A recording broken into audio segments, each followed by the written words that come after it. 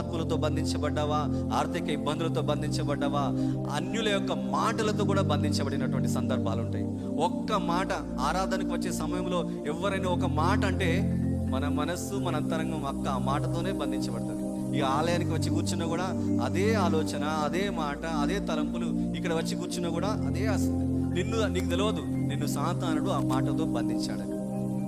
కనుక అలాంటి బంధకాల నుంచి కూడా దేవుడు మనల్ని విడిపించాలి. దానియేలు బలవంతుడు. ఎలా బలవంతుడే అంటే ప్రార్థన చేసి బలవంతుడయ్యాడు. తను దేవునితో సమయం గడిపాడు. అలాగనే దేవుని బిడ్డలారా, నియామక దినాలు నిన్న బాధపడ్డాను, మనసులో అంతరంగంలో చాలా బాధపడ్డాను. అయ్యగారు కరెక్ట్ టైం మెయింటైన్ చేసి అయ్యగారు వస్తున్నాడండి. నేను వేరే ఆరాధన చూసుకొని ఇక్కడికి వచ్చే వరకు 8:30 అయిపోయింది. నాకేమనిపించింది, అయ్యగారు తప్పు కాదు, మీరు బంధించబడ్డారు ఆత్మీయంగా.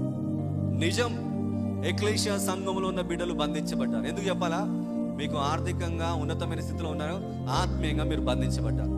ఆలయానికి రాలేక మీరు బంధించబడ్డట్టే, ఆరాధనకు రాలేదా మీరు బంధించబడ్డట్టే, స్తుతి ఆరాధనకు ఆలస్యంగా వస్తున్నారా మీరు బంధించబడ్డట్టే. దేవుడు అన్ని విధాలుగా మిమ్మల్ని ఆశీర్వదించినప్పుడు మీరు